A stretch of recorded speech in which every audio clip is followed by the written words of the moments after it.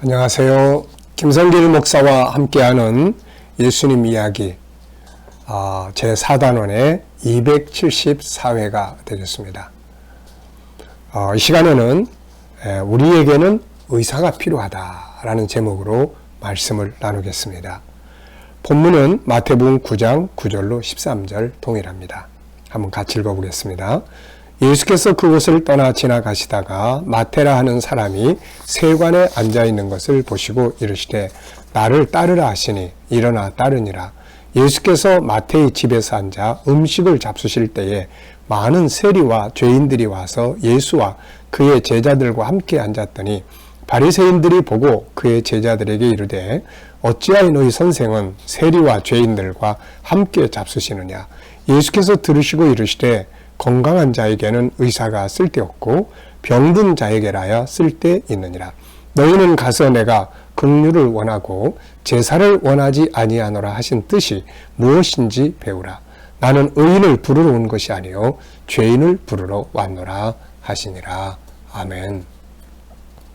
한 본문을 이렇게 쭉 가지고 여러 가지 많은 주제들을 우리가 살펴보고 있습니다. 좀 지루한 감도 있을 수 있지만 저는 너무 좋습니다. 평생을 성경을 연구해 오면서 다양하게 연구를 해왔지만은 이렇게 단어 하나, 문장 하나 속에서 예수님을 만나고 그분의 그 말씀과 또 역사들을 통해서 우리의 삶에도 이렇게 적용해보고 활용할 수 있는 이런 부분들을 이렇게 생각해보고 또 나누게 된다는 것이 저는 너무나 참 감사하고 행복한 일입니다. 혹시 여러분들에게는 또 듣는 분들은 지루함이 있을 수 있지만 또 이런 기회를 통해서 한번 자세하게 또 이렇게 예수님을 그 말씀 속에서 다양하게 만나보는 또 이런 경험들도 한번 해보시면 또 좋은 도움이 될 수가 있을 겁니다. 또 설교를 또 만들어서 늘 설교를 하시는 또 우리 주의 종들 또 목회자들께서는 또 이런 걸 한 번씩 참고하시면서 단어 속에 들어있는 그런 의미들, 문장 속에 들어있는 그런 의미들, 때로는 또 이 질문을 통해서 더 깊은 것들을 찾아보는 이 방식들, 그리고 또 말씀 자체로 끝나지 않고 이 부분을 어떻게 생활 속에다가 활용할 수 있을까? 유대인들은 하나님 말씀을 어떻게 세상에 사용해 볼 수 있을까 해서 탈무드라는 걸 만들어냈습니다. 우리도 그렇게 해야 되잖아요. 그래서 하나님 말씀이 단지 말씀 자체로 끝나버리면 안 되고 내 비즈니스 현장에, 내 직장 생활에, 내 삶의 현장에서 이게 활용될 수 있도록 우리가 가공하고 또 만드는 것이 참 중요하다고 저는 생각을 합니다. 자, 이 시간에는 우리에게는 의사가 필요하다. 이 본문을 보면서 그런 생각이 좀 들었습니다. 12절에 보면은 예수께서 들으시고 이르시되 건강한 자에게는 의사가 쓸데없고 병든 자에게라야 쓸데있느니라. 자, 세리들과 죄인들과 함께 식사하는 것을 비난하는 바리새인들에게 예수님은 이 말씀을 하신 것입니다. 맞습니다. 의사는 건강한 사람에게 필요한 게 아니라 병든 사람에게 필요한 것이죠. 그래서 이 시간 나눌 말씀의 제목은 우리에게는 의사가 필요하다. 다른 말로 말하면 우리는 다 병든 사람들이다 라는 이야기를 좀 나누려고 합니다. 사실을 알고 보면 인간은 모두가 다 병든 사람들이에요. 아픔을 가지고 사는 겁니다. 때로는 자기 자신이 어떤 아픔 속에 있는지도 모르고 그냥 살아가는 경우도 있습니다. 오늘 본문의 바리새인들을 보면은 이 사람들도 사실 지금 죽을 병에 들린 사람들 아닙니까? 죄로 말미암아서 멸망으로 가는 죽을 병에 걸린 사람들이에요. 이들을 죄에서 살려낼 수 있는 의사가 바로 예수님인데 이 사람들은 지금 자기들은 의사가 필요 없는 사람처럼 생각을 하고 있는 거죠. 참 안타까운 일입니다. 세리나 죄인들이라고 불리우는 사람들은 그래도 나의 부족함, 나는 죄인이야 이런 생각을 가지고 있어요. 그러니까 어떻게 보면 자기들이 환자라는 것을 알고 있는 거죠. 그런데 안타깝게도 바리새인들은 자기들은 온전한 사람, 다시 말하면 우리는 건강해. 그래서 의사가 필요 없어. 라고 생각을 하고 있는 거죠. 착각하고 있는 겁니다. 자, 우리도 가끔 이렇게 착각 속에 빠질 때가 있죠. 나는 건강하다고 생각을 하고 살다가 그런 착각 속에 있다가 어느 날 병원에 가서 진찰을 딱 해보니까 이거 큰 병에 부딪히게 되는 이런 과정들이 더러 있을 수 있는 겁니다. 얼마나 충격을 받습니까, 이게?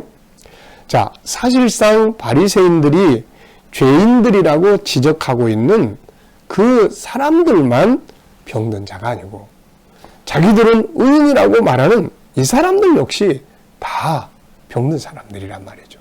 이들은 죄의 병에 안 걸려 있나요? 다 똑같이 죄의 병에 걸려 있는 사람들이에요. 오히려 죄의 비중을 따진다면 바리새인들은 더 큰 죄를 가지고 있는 사람들이에요. 왜냐하면 예수님을 인정 안 하고 있거든요. 예수님을. 그래도 이 죄인들, 세리들, 이 사람들은 예수님을 인정하고 그분 앞에 나아가려고 하는데 이 바리새인들은 그렇게 안 하고 있는 거죠. 이들은 마치 다른 사람들은 병자들이지만 자기들은 건강한 사람처럼 착각하고 있었던 것입니다.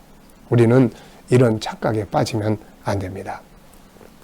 인간은 다양한 부분에서 치료받아야 할 병든 사람이라는 것. 우리는 이것을 꼭 인식을 해야 합니다. 자, 몇 가지 살펴보면 우리가 치료받아야 될 부분들이 몇 가지 있어요. 그 첫째는 영혼이 치료를 받아야 합니다. 사실 이게 제일 시급한 문제예요. 영혼이 치료받아야 한다는 말은 영혼이 지금 죄로 말미암아 죽을 병에 걸려 있는 것과 같지 않습니까? 우리는 다 죄 때문에 죽음에 이르게 되는 거고 영원한 지옥불 속에 들어가게 되는 이 엄청난 질병, 영혼의 질병에서 치료를 받아야 돼요. 다시 말하면 죄사함을 받고 구원을 받아야 한다는 것입니다. 그래야만 우리가 정말 내 영이 건강한 상태에서 세상을 살아갈 수가 있게 되는 것이죠. 인간의 중심부에는 바로 영혼이 있잖아요. 사람들은 이걸 몰라요.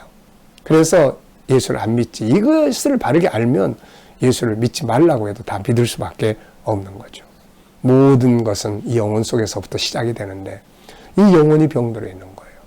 죄로 다 병들어서 이 영혼이 지옥불 속에 들어가는 사망 선고를 받고 있는 겁니다. 이것을 치료받아야 되는 거죠.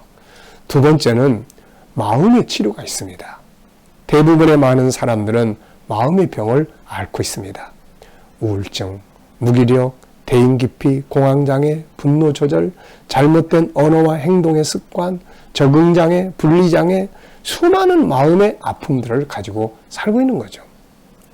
이 외에도 고민과 염려와 걱정과 근심을 다 안고 살아요. 이게 다 스트레스라는 마음의 병입니다.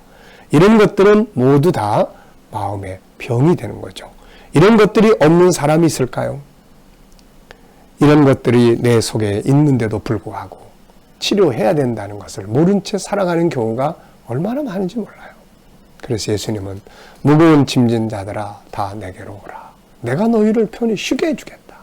예수님은 치료해 주겠다는 것이죠. 마음의 염려와 근심, 고민 제일 잘 치료할 수 있는 분이 예수 그리스도예요. 그분은 우리 마음을 지으신 분이니까요. 자, 세 번째는 우리 육체의 아픔이 또 있잖아요. 병원에 가서 치료도 받지만 이 치료 역시 우리 주님께서 다 치료하실 수 있는 능력을 가지신 분이잖아요. 자, 삶의 치료가 있습니다. 삶을 들여다보면 이 삶이 병든 사람들이 많아요. 인간관계가 병들어 있고 잘못된 습관에 매여 있고 잘못된 것들에 중독되어 있고 방향이 잘못되어 있고 삶이 망가져 있는 경우가 참 많습니다. 가정이 망가져 있고 이런 게 다 치료를 받아야 되잖아요. 자, 어떻습니까? 알고 보면 우리 모든 사람은 다 환자들이에요. 영혼이 병들었던, 마음이 병들었던, 육체가 병들었던, 삶이 병들었던, 가정이 병들었던, 알고 보면 다 치료를 받아야 될 환자들이라는 것을 우리가 인식을 해야 합니다. 바리새인들은 자기가 아픈 것을 모르거나 아니면 감추고 있는 거죠.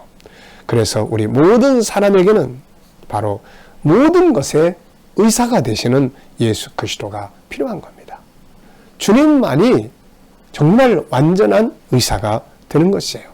예수는 우리 영혼을 죄로부터 치유하셔서 죽음에 이를 영혼을 천국으로 인도할 유일한 영혼의 의사가 되십니다.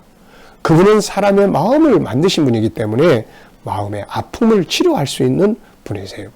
그분은 우리의 육체도 만드신 분이기 때문에 육체도 치료할 수 있는 분이시고, 무엇보다도 우리들의 삶을 그분은 아름답게 살기를 원하시는 분이시기 때문에 삶이 병들어 있는 것들을 고쳐서 때로는 중독에서 빠져나오게 하시고, 때로는 잘못된 습관을 고치게 하시고, 그래서 우리의 삶을 건강하게 만들어 주시는 분이신 것입니다.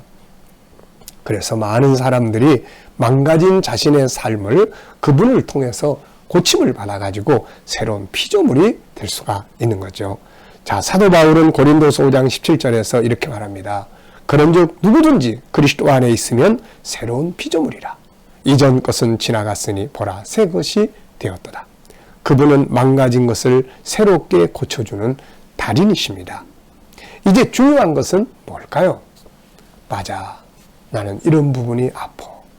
맞아, 내 삶에는 이런 부분이 고쳐야, 치료해야 될 부분이야.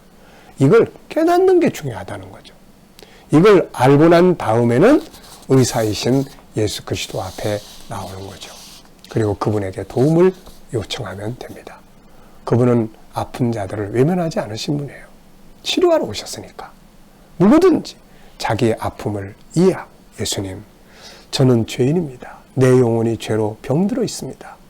거기서 그러면 건져내 주시는 거예요. 주님, 내 마음이 이렇게 아픕니다. 그러면 주님이 아픔을 치료해 주시는 거예요. 사람의 마음을 만드신 분이니까 얼마나 잘 알겠습니까? 주님, 저는 지금 가정이 이렇게 망가져 있습니다. 인간관계 이렇게 깨져 있습니다. 어떻게 해야 되나요? 이런 도움을 요청할 때 주님은 치료자로서 역사를 해주시는 거죠. 오늘도 주님께서 여러분들에게 치료자가 되셔서 여러분의 아픔들을 고치고 건강한 영과 육과 마음과 삶이 건강한 삶이 되시길 바랍니다. 이 시간 말씀 여기서 마치겠습니다. 감사합니다.